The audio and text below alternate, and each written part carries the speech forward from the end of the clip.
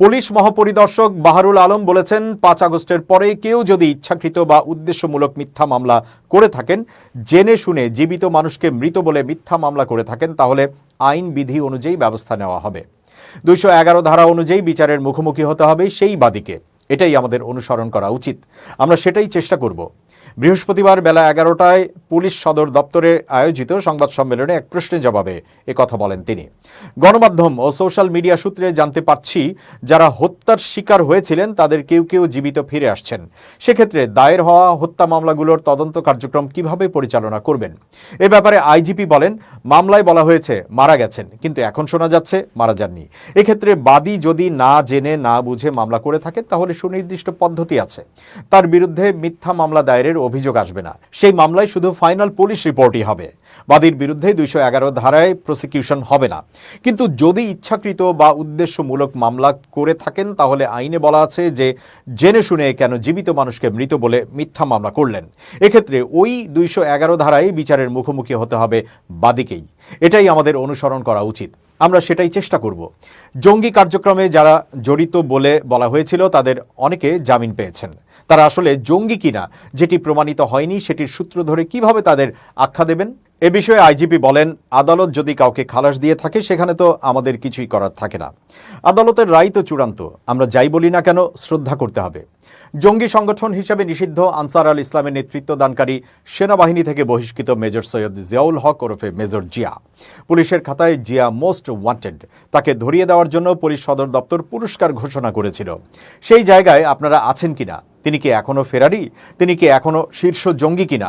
তাকে ধরিয়ে দিলে পুরস্কার দেবেন কিনা?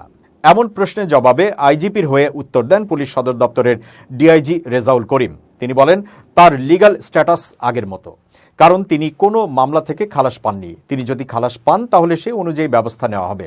আর যদি তিনি কনভিক্টেড হন, তাহলে সেই অনুযায়ী ব্যবস্থা। আপাতত এর বাইরে আর কোনো তথ্য নেই। পুলিশ সদর দপ্তর তদন্ত করছে। যেসব পুলিশ কর্মকর্তার বিভিন্ন মামলায় ও ঘটনায় জড়িত থাকার বিষয়ে নাম এসেছে, তারা কোথায়?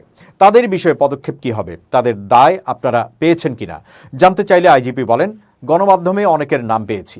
আমরা নিজেরাও তদন্ত করছি। আমরা তাদের অবস্থান বের করতে পারিনি। এটা চলমান প্রক্রিয়া।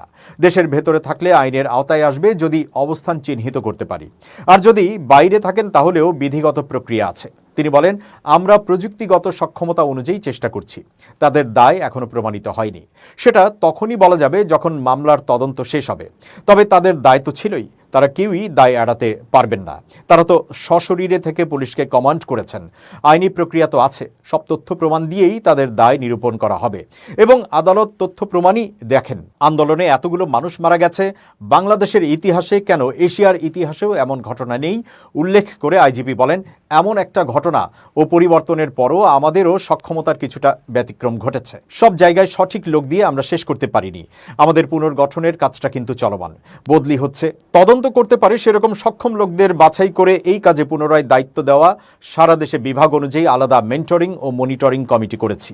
ঊর্ধ্বতন এবং অভিজ্ঞ যারা বিপুল অভিজ্ঞতা নিয়ে অবসরে গেছেন, তাদেরকেও আমরা সঙ্গে নিয়ে 8টা জায়গায় আলাদা মনিটরিং টিম করেছি। প্রতি থানায় মামলাগুলোর তদন্তকারী কর্মকর্তা গাইড ও মনিটরিং করার কাজ করবেন। যারা তদন্ত করছেন, তাদের দক্ষতা আশানুরূপ নয়। আমার বিশ্বাস তদন্তের মানটা বাড়বে। আর যারা পালিয়েছেন, তাদের আমরা লোকেট করতে পারবো।